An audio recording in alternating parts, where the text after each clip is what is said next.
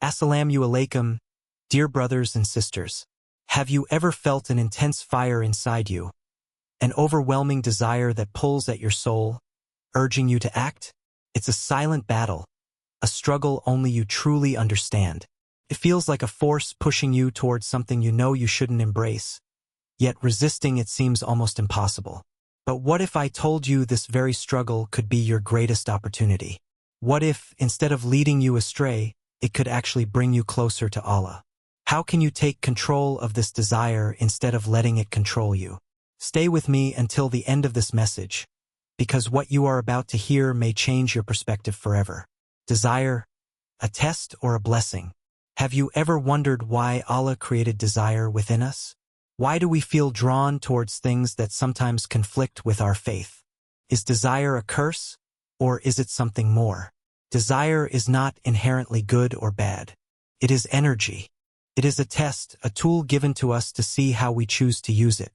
As for him who feared standing before his Lord and restrained himself from desires, paradise will be his refuge.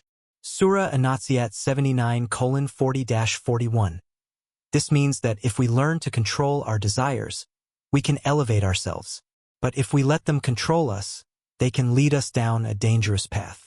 Think about this. How many people have lost everything because they let their desires consume them? How many have seen their faith weaken, their prayers fade, and their hearts fill with regret simply because they gave in without restraint? Uncontrolled desire is like an untamed fire. It consumes everything in its path. It can trap you in a cycle of regret, making you a prisoner of your own instincts. But if you master it, that same fire can become a source of strength, discipline, and closeness to Allah. So, the real question is, how can we overcome this battle?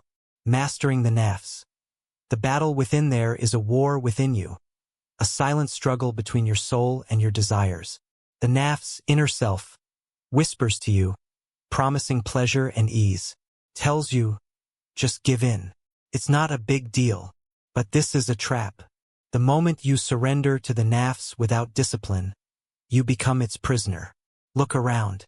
How many have sacrificed their faith, their dignity, and their inner peace for a moment of temporary pleasure? How many have felt the weight of regret crushing their hearts? When you let your nafs control you, it takes away your freedom. But when you control your nafs, you become truly free. But how do you take control? 1. Fasting, the ultimate shield. The Prophet Muhammad, peace be upon him, said, "O young people, whoever among you can afford to marry should do so, for it will help him lower his gaze and guard his chastity. And whoever cannot afford it should fast, for it will be a shield for him." Bukhari, Muslim. Fasting is not just about avoiding food. It is training for your soul. When you fast, you learn that you are stronger than your physical needs. Your body may feel weak, but your soul rises. Fasting reminds you that you are not a slave to your desires. You have control over them. 2. Prayer, the key to strength. Every time you feel the fire of desire rising within you, turn to prayer. The moment you bow your head in sujud, you are reminding yourself that Allah is greater than any temptation. The more you pray, the stronger your soul becomes, and the weaker your desires feel. 3. Seeking forgiveness and protection. When you feel weak, ask Allah for help. Say, "Ya Allah, protect me from my desires. Strengthen my heart and keep me firm on your path." The more you seek His guidance, the more He will help you resist temptation. Your environment shapes your desires. Imagine a fire burning inside you. Now, every time you expose yourself to something harmful, whether it's an inappropriate video, a sinful conversation, or even a toxic friend, you are adding fuel to the fire. And then you wonder why the fire keeps growing. Islam teaches us that our surroundings shape our hearts. The people we spend time with, the things we listen to, the content we watch, it all influences us. The Prophet, peace be upon him, said, "A person is upon the religion of his close friend, so let one of you look at whom he befriends." Abu Dawud, Tirmidhi. If you truly want to overcome temptation, guard your heart by guarding your environment. Surround yourself with people who remind you of Allah. Choose friends who uplift you, not those who encourage sin.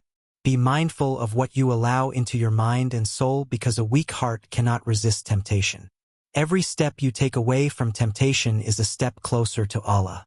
Ask yourself, what do I need to remove from my life? Remembering the ultimate reward every time you resist temptation, you are investing in your future, both in this life and the next.